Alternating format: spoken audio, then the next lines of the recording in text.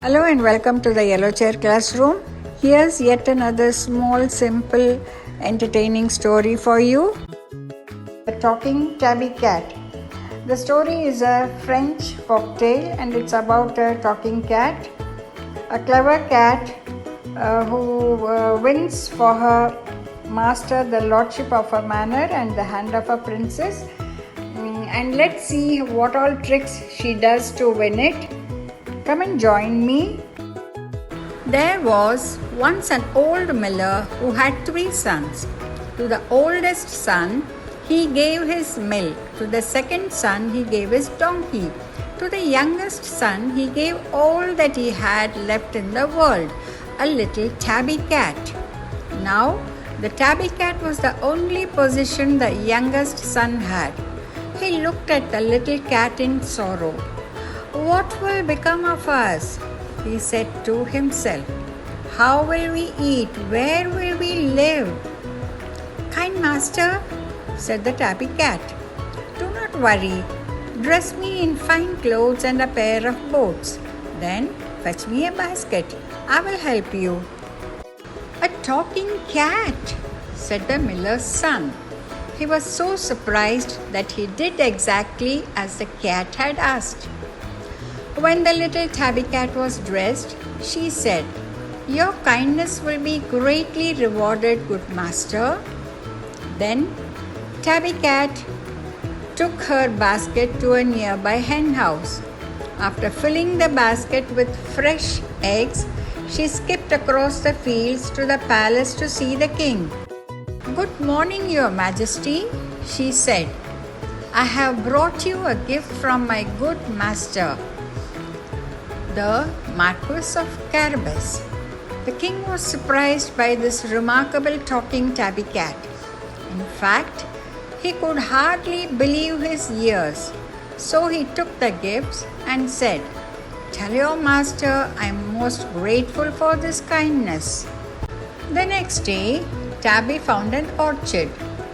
She picked a basket of ripe red apples. She took them to the king. This time, she saw the king's beautiful daughter. "And your master is the Marquis of Carabas?" the princess asked. "Tell him he has the best tasting apples in the kingdom." Then the princess took Tabby to the royal kitchen. There she poured a bowl of sweet cream for the little cat. Shortly after that, Tabby heard that the king and his daughter were going for a carriage ride along the river. She ran to her master. "Good master, I have a plan that will bring you great happiness. First, you must jump into the river and make a big splash. Then, when the king asks your name, you must tell him you are the Marquis of Carabas." "But I'm not a marquis." "A marquis is rich and owns much land. And where is this Carabas anyway?" "It doesn't matter where Carabas is.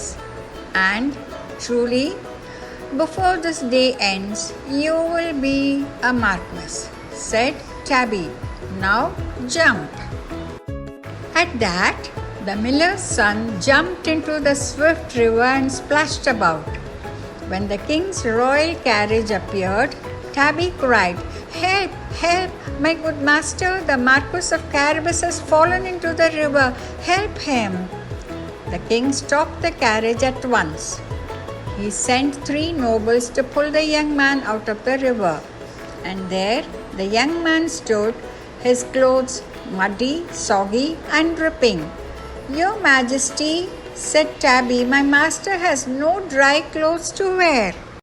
"We cannot leave the Marquis here without dry clothing," said the princess. "Certainly not," said the king. He sent a guard back to the palace for one of his own royal suits.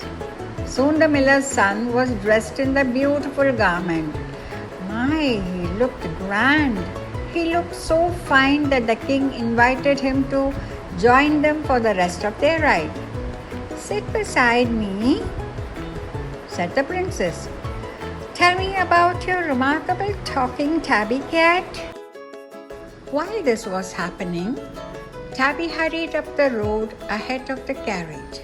Soon, she came to the orchard where she had picked a basket of apples. Two men were working there.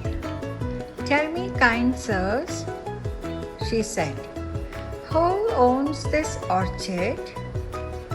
"The terrible ogre," they replied. "He lives in Eon Castle. He owns this orchard and all these lands." They trembled, for they were much afraid of the ogre.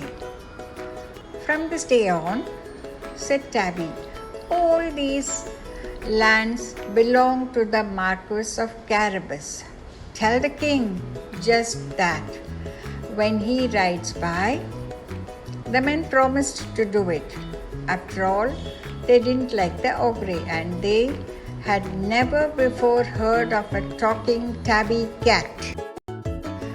Soon the king's carriage reached the orchard. "Oh, look, father," said the princess, "ripe and red apples.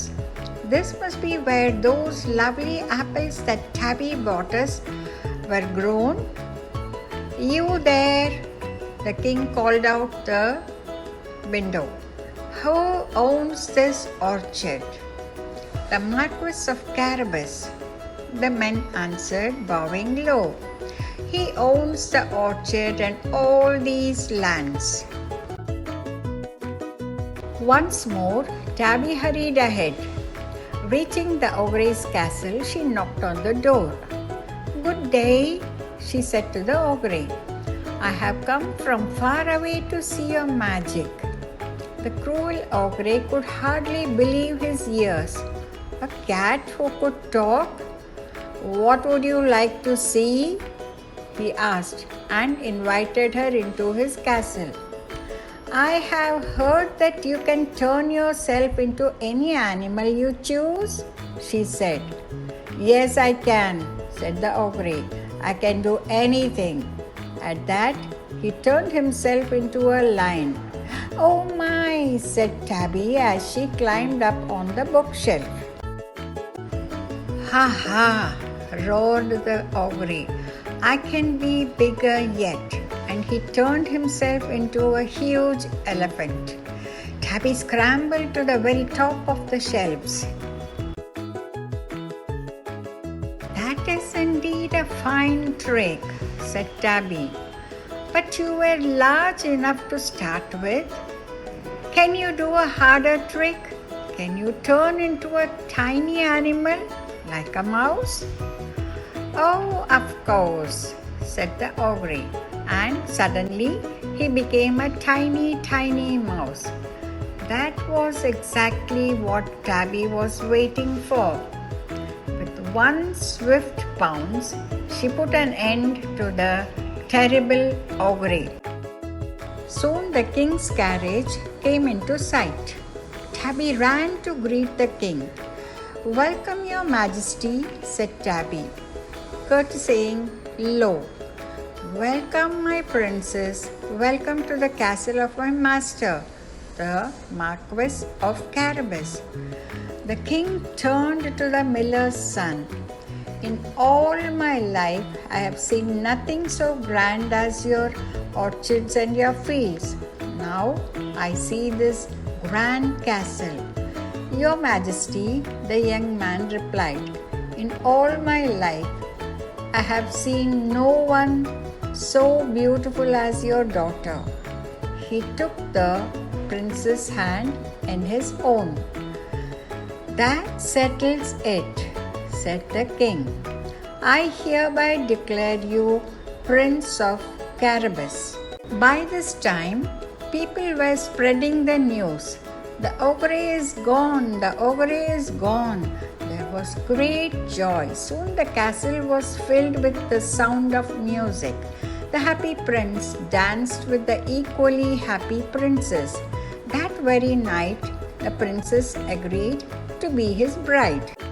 As for the talking tabby cat, there was a bowl of sweet cream for her every morning. She had a soft silk pillow to sleep on each night, And from that day on, she was so happy that all she ever said was purr. And children, thank you very much for tuning into the Yellow Chair Classroom. I hope you would have enjoyed the talking tabby cat. And please wait for some more interesting stories which will enchant you and meet you very soon in a short while. Please subscribe, share and like it.